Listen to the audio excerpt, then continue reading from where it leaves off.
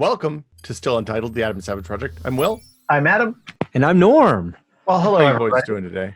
I'm doing pretty good. My mom just left the shop. She's become a real veteran Lego sorter. I think. I've seen those bins before, and if she's been doing those the entire time she's been there, she's probably like a quarter or half of the way through now, maybe? We now have 95% of all the Lego Technics sifted out of all the colors. Okay. That's the biggest achievement. The other stuff to do with the individual bins, like separate out the plates, the tiles from the bricks, that I'm not that concerned about. It's an almost an impossible challenge because you can go no matter what your organizational metric, right, and your paradigm that you start out with. And we're giving a little bit of the way because the video that's going out, the build that's going out this week is you embarking on this adventure and the fabrication process of the bins and everything. But it's like you can start off with an idea of, okay, I have X many pounds of Lego and I want to have it sorted out. But as you go, you have to make decisions. These judgment so many calls decisions. all And there's the time. so many different bricks. It's crazy. So at first I just had her going through the bins and like pull out all the things that look like this. And now I've got her going through and it's like pull out everything that's interesting and we'll find a place for it. And then I pulled out all the Technics boxes and I was like, instead of just separating them out into categories, put them in here and just keep on looking through. You'll find most things. And she's like become really, really good and attuned to the bricks that are interesting. The next phase is to have her build a robot that will sort the remaining pieces. So there is a Lego build that someone built a mechanical Lego machine that sorts M&Ms by color. Nice. Wow. Yeah. Nice. Yeah. Wow. With the optics TV, a little bit of computer vision. Yeah. I mean, you know Nathan Sawaya, right? The Lego artist. And I've seen photos of his, like I think he has a studio in LA and New York. And he has like those color coded bins or sorted by color, but he doesn't use Technic. Like it's good for him because his sculptural work is all the standard kind of brick.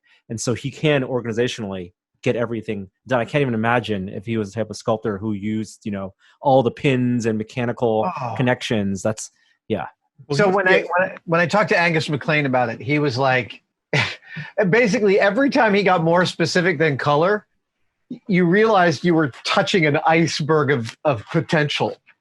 And each time he would like, start with color, just start with color. Everything else is easy after color. I mean, that's what we've done for stuff that doesn't go with a kit. We break it all out by color and it goes into like stackable bins. And that works reasonably well with a child actively playing with them. So also thing 2 is in San Francisco and has been for the last for the last 2 months, but he's been sequestering away from us in a different house. And he just finished school. He just finished virtual school, and the school year finished. And and whether he's going to go back is an open question. But I hired him today to start moving some stuff from here to storage, which is fascinating, right? Because it's like I can't get within 10 feet of him, but I can point to like 1,000 pounds of sand that I needed to get out of here, and he humped it all over there to storage, which is great.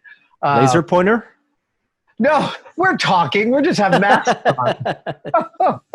A long 8-foot pole. Exactly. Poking at everything. I mean, the 6-foot social distancing, we should be really clear. Like, it's not about being in an enclosed space together. That's just not great. Everyone should be wearing masks indoors. Yeah. But it's nice to be able to move some stuff around the cabin, Yeah. Gina and I were talking about this the other day, and I realized that the last time I was in a building other than my house was at Tested when we recorded on the 4th of March, I think. Wow. Yeah. So there you go. That's intense. Crazy. Well, it was your birthday last week. It was after my we recorded. birthday. How did you celebrate? Happy birthday. So we were talking about food, and like Gina was like, "Hey, what do you want me to make you for your birthday dinner?" I said, a nice thick grilled homemade cheeseburger sounds perfect, dude. And she said, I can do that. We can do that. And I said, okay. And she said, what do you think about French fries? And I said, this is the longest in my adult life I've ever gone without having a fried potato. And she said, well, let's make some French fries. So we made, we took Kenji's French fry recipe from Serious Eats, and we made those and did the full 2-day prep, cut them the day before, put them in the freezer, fried them, put them in the freezer, the whole thing. And holy hell, man, they were the best potatoes I think I've ever had in my life. So, I A/B tested a number of solutions for sweet potato fries. They're harder, I think, because I figured it out. Okay. You cut them into fries. You soak them in water for a couple of hours to de-starch them. Then you dry them off. You coat them in cornstarch. Put them in the freezer. Yeah. And then you bring your oil to fairly hot, like 400, I think. And if I remember correctly, it's like 5 minutes exactly in 400-degree oil makes the most perfect soft inside, crispy outside sweet potato fries. So let's see. These you parboiled just to cook the potato, right? Get them a little fluffy. Then you wanted to make sure you didn't do that so far that they broke down. We got a little bit far on that because it's a little tricky. Yeah. And then you fry them for like a minute at 400. Right, because you've already done right. Right. But then you take them out and put those in the freezer and let them sit overnight. Wow. And then you fry those for like 2-3 minutes until they're the color that you want. Oh man, that's a brilliant hack.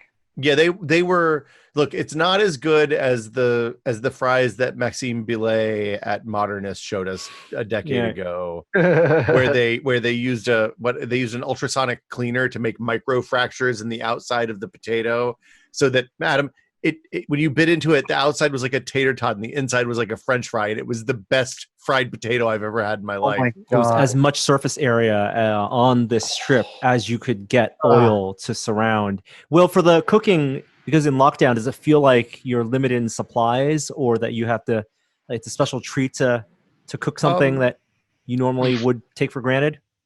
The fries, but we like all of our days, a lot of our days are spent with school stuff and then and work and streams and all the other stuff. So it's pretty busy, and it feels like a real extravagance to make a meal that takes like more than a couple hours to put together. Yeah. More than once or twice a week. So yeah, in that regard, we've been doing really well on groceries. And I was able to buy, before King Arthur shut down online sales, I bought as much flour as they would let us buy, which was like 20-pound bags. So we're pretty good. There are some, a bunch of local mission places are turning into small general stores that are selling pallets of eggs and milk and flour and stuff like that.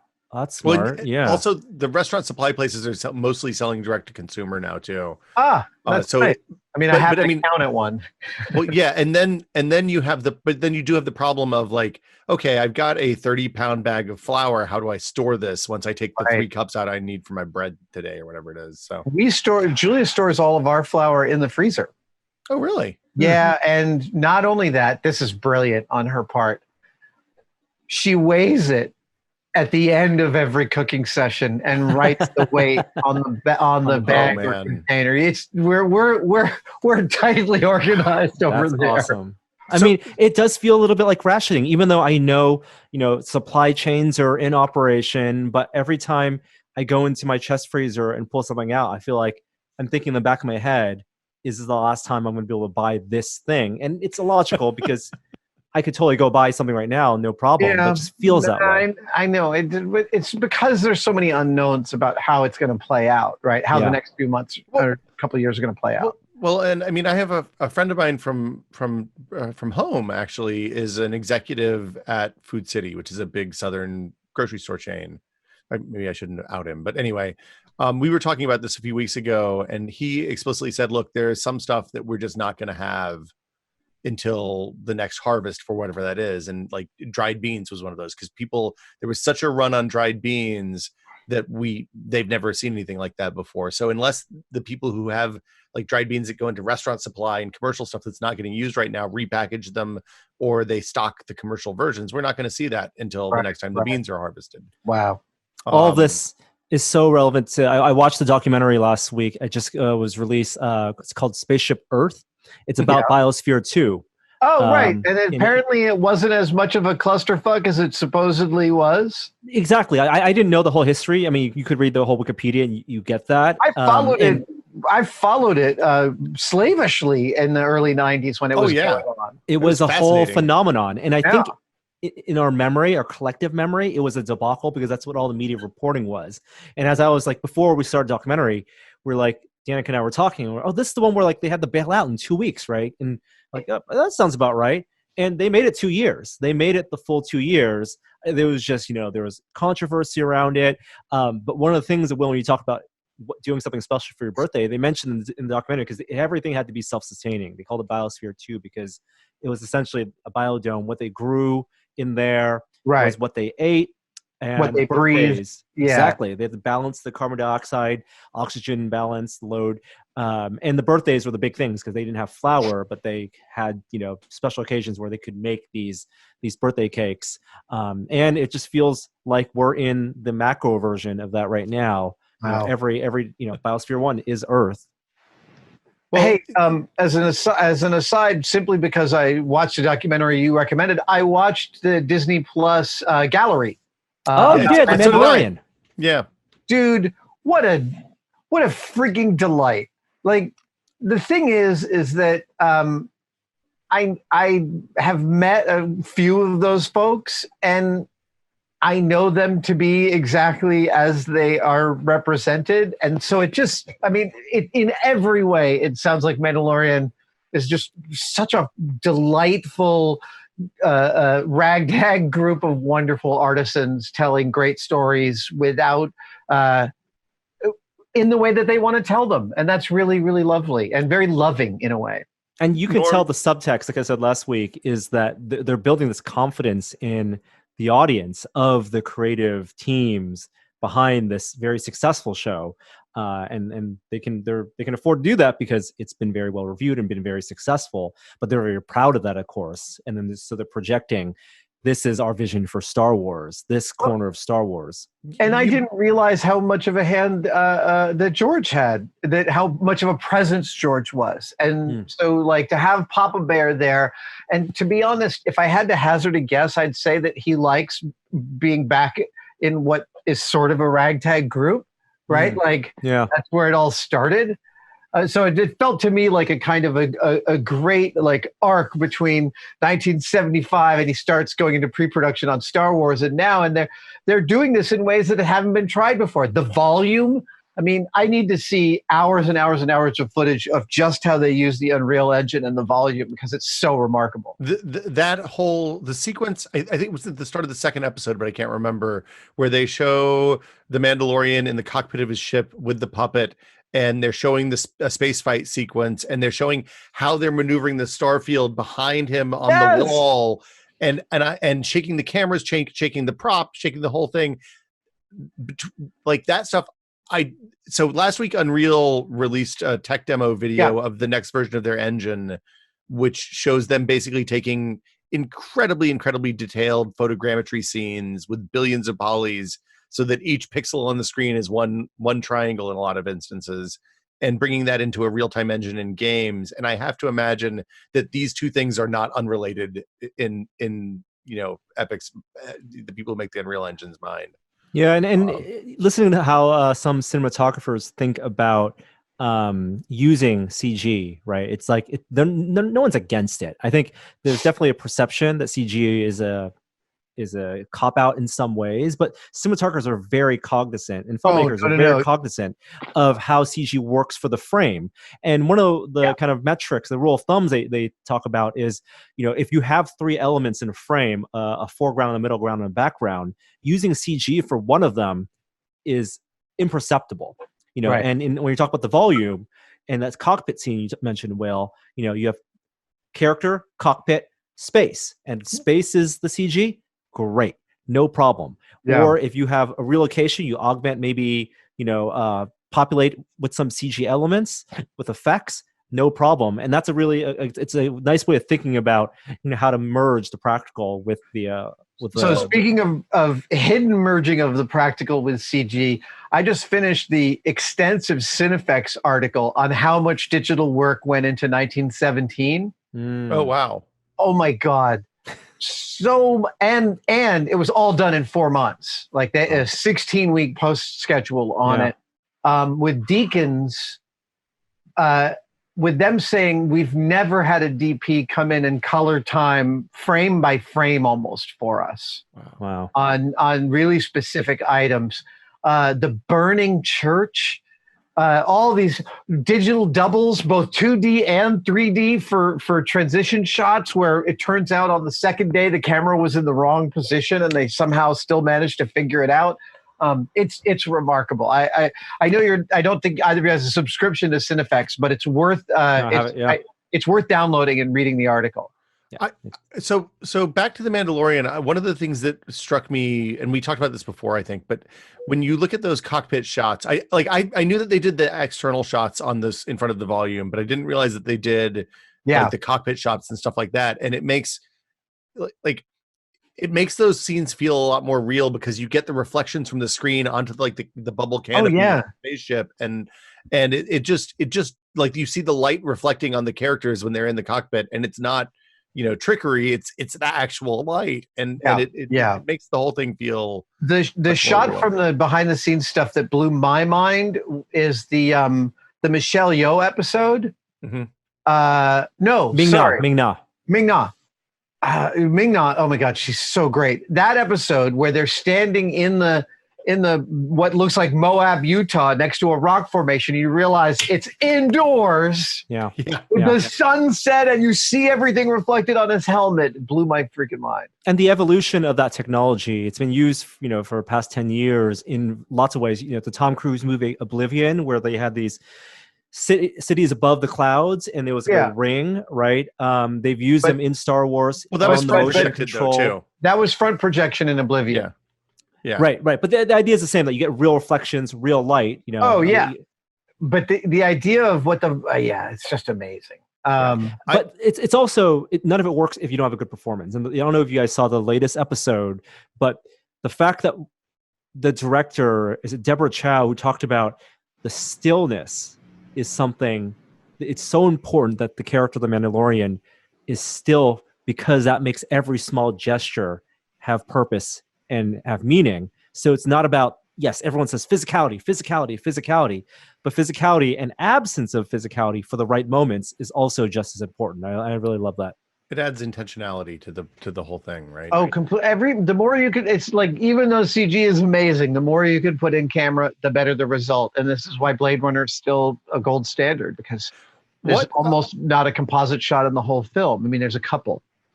So I read an article about how they did this months and months ago, and I can't find it now. And I wonder if either of you guys could. I thought it was a Cinefx article, and it wasn't there because I don't think they've done anything about Mandalorian yet that I've seen. No.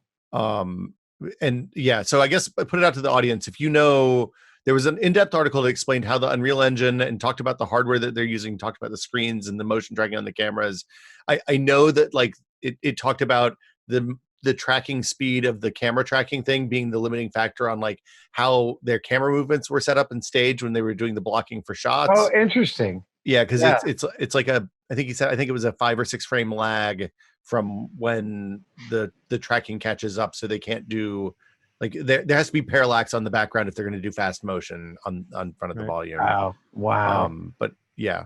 And they also gave a proper shout outs to all the stunt doubles. The Mandalorian, Pedro Pascal, he's the voice, and so much of it is ADR is voiceover work in studio after the fact. But on location, he had primarily 2 stunt performers, and they totally talked about basically one character being 3 actors. Yeah, I wonder what his contract says about how much time other people can spend in the armor, right? Like I think it's total. I mean, I think there's no ego about it, right? It's his voice. You wouldn't worry too much about that. You just want to get paid.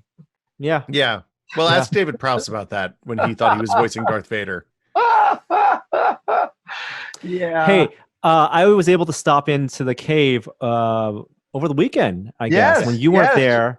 And I got to take some photos and appreciate some of these builds that you have been doing, Adam, in quarantine. Wow. I mean, we've been. Are you noticing a slight difference in my output?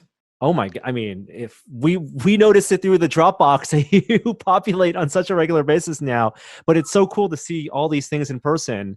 You know, the die filer, well, I don't want to give away because some of these we haven't published yet, but one of the things that really struck me were the stands that you put them on.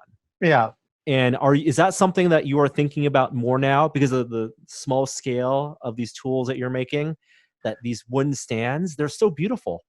I am. Yeah, I am. I'm still often leaving it till the end to think about what to put it on. But as you saw with my mini drill press, yes, I realized it was too close to the bench. So I have a watchmaker's, not a watchmaker's, but like a jeweler's drill press. It's highly precise, but it's a small handheld.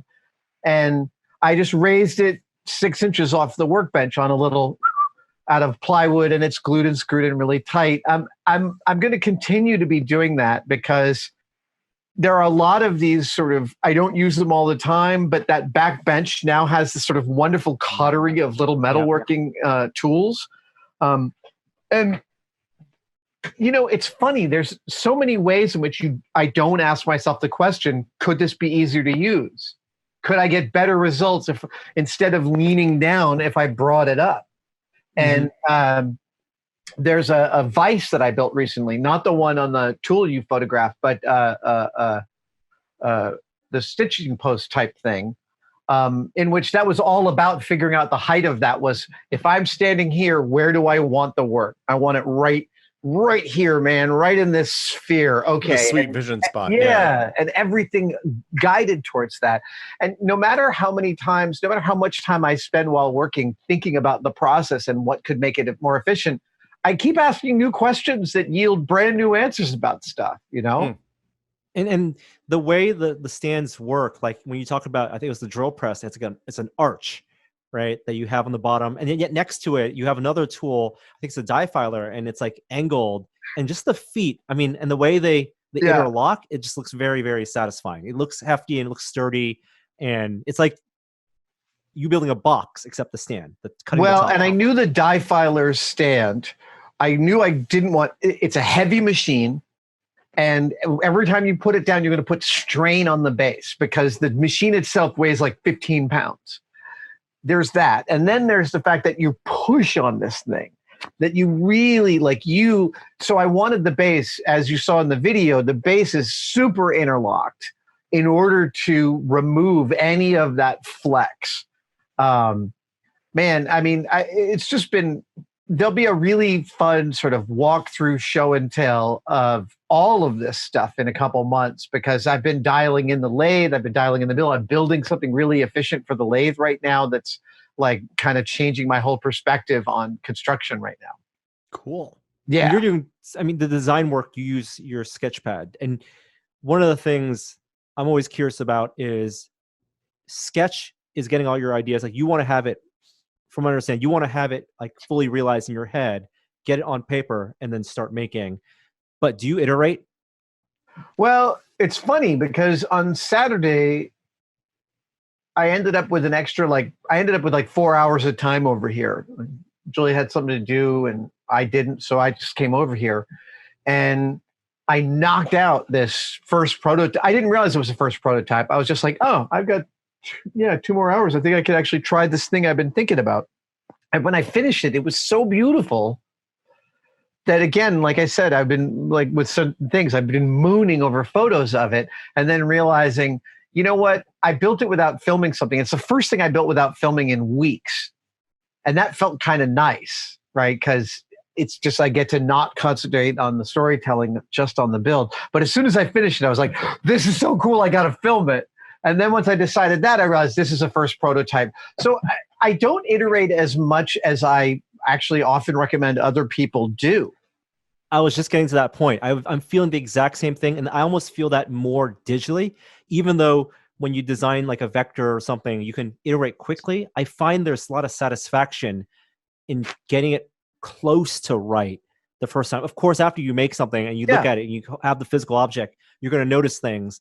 But there's a really nice satisfaction of having something that you've designed either in paper or digitally and then fabricate, and everything fitting perfectly. Yeah. When you do the digital join on the box on the edges of a laser cut, and like you put the join together, you're like, oh man, that's like it just friction holds in there. It feels so good. Let me tell you, at ILM, the goal, and all of the laser cutting dudes were along this. The whole goal is, can you design the thing in CAD so that you only have to cut it once?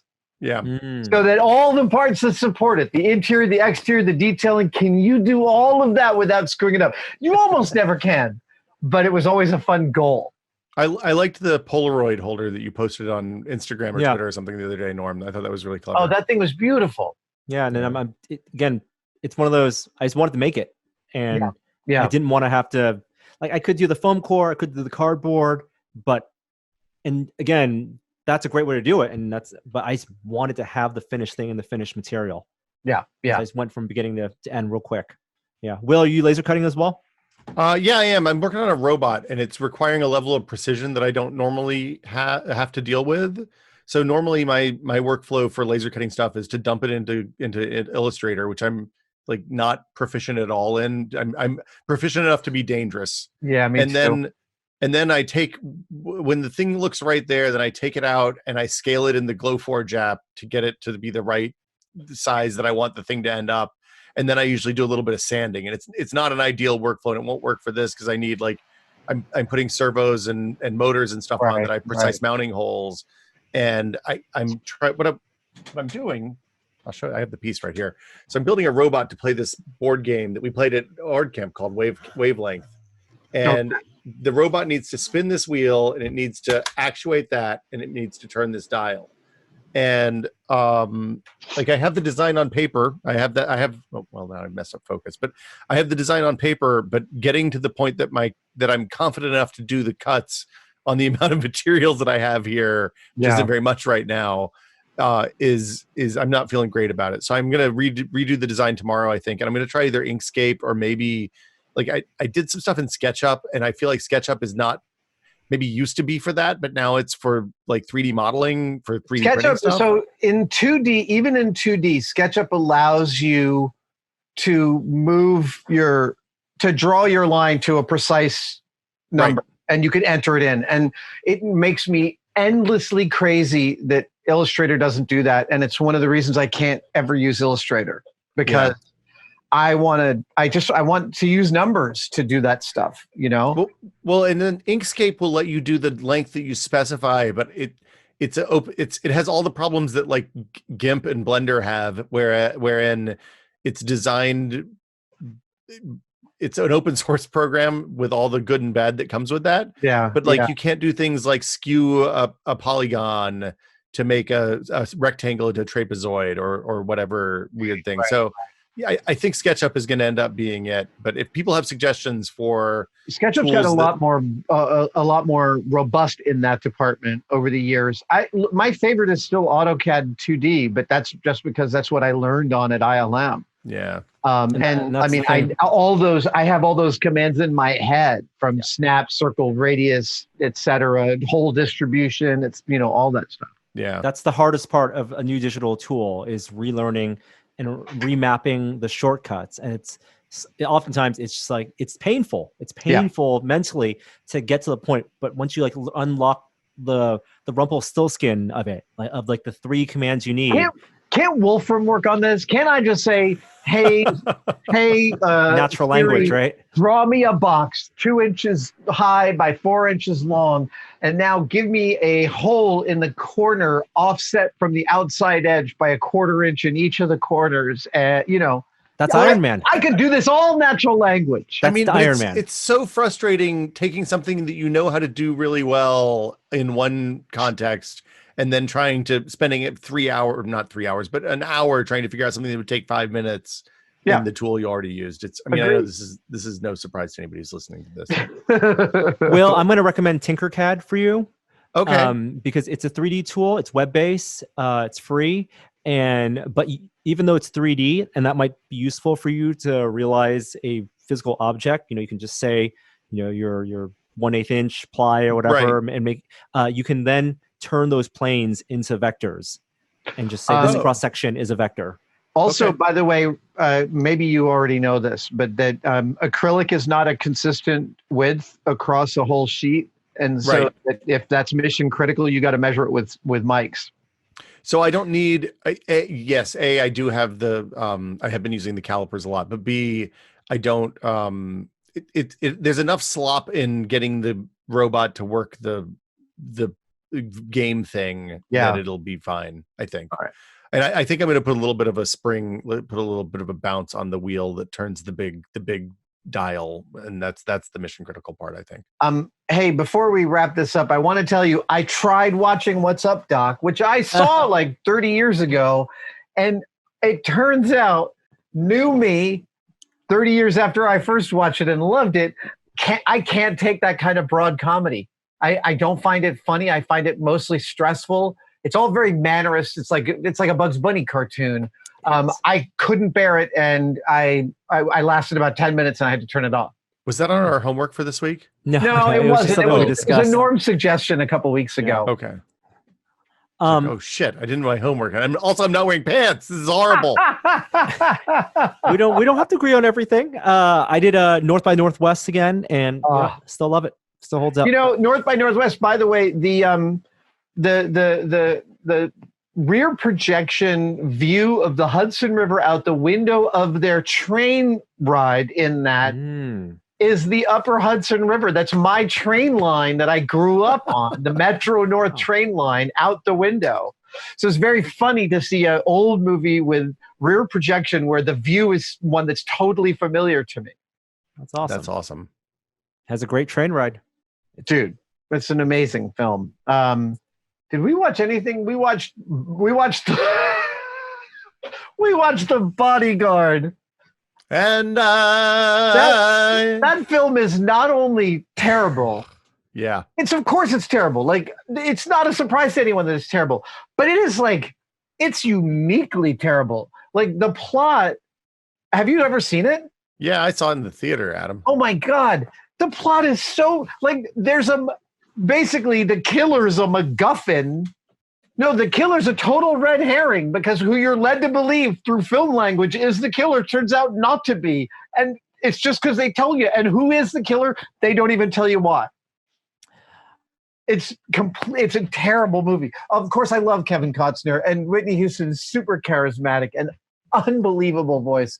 But boy, what a I have two suggestions for movies next week. For something completely, now I know The Bodyguard you've done. What's Up, Doc? Yeah. We've talked about this before. The Raid. Yeah, I haven't seen. I will watch The Raid. Out there will want us to watch and talk about The Raid. Okay. If you guys haven't seen it yet. Okay. That's my first suggestion. And the other one is I was on a De Palma kick last year, and Snake Eyes is still one of his best. Snake Eyes, the Nick Cage. Nick Cage with the two golden guns. The Nick Cage boxing murder mystery. Isn't that's the one that's in Vegas or Atlantic City or something? It's in Atlantic City. Oh, you haven't seen Snake Eyes, Adam? No. Okay. Choose your poison. De Palma, perfect De Palma with Nick Cage. Yeah. Or I Asian action movie in The Raid. Right. I'll consider both. Will you send me an email with those? I will send you an email and links to them as well. We watched something this weekend, and it's complete. I have no idea what it was. It's so much like that. Yeah, it completely evaporated the moment I turned off the TV. Yeah. No, it wasn't that. It was that we went back and watched the extended cut of Almost Famous on Saturday night. A perfect movie. There's a lot of discussion of it recently on Twitter. Well, we've been talking. I feel like it's coming up on an anniversary, maybe. Yeah. Because it's like 2002 or something. You can now watch Spirited Away on Amazon. Ooh. Yeah, it's the very first time Studio Ghibli has allowed any of their films to be streamed. You always had to own a hard copy. Wow. And I think they're slowly releasing more. My knowledge of the information about it is very limited, but Thing 2 watched Spirited Away, which he grew up on recently, and said it's all of those movies are on Netflix in pretty much every territory but the US, apparently. Yeah. HBO and Max, my mom, by the way, my mom has told me that she hasn't seen Raiders since it came out in 1981. So we have a plan to watch that together. Oh, awesome. Man. I haven't watched Raiders in a really long time. Now, I haven't watched it in 4 months. Oh, that's a really long time for you. Yeah.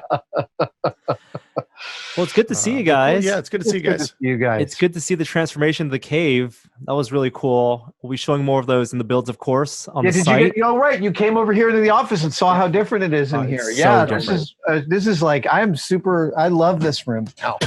Yeah. The pool table is a billiards table now? No. It's still Lego sorting table. It's all Lego sorting, man. Yeah. And if people have an opinion about strong opinion about whether we should watch The Raid or Snake Eyes, post in the comments, and we'd love to see what they're building. It both sound you guys like are out there right building now. as well. Yeah. All right. Good to see you. Good to see you guys next week. Stay safe. Hey, if you want to talk more, if you want to know more about the UE5 demo or the Unreal Engine Mandalorian stuff, we talked about that on TechPod this week, and you can find it at techpod.content.town. I'll put a link in the description below. Thanks. All right. All right, see you guys. Cheers. Bye, everybody. Bye.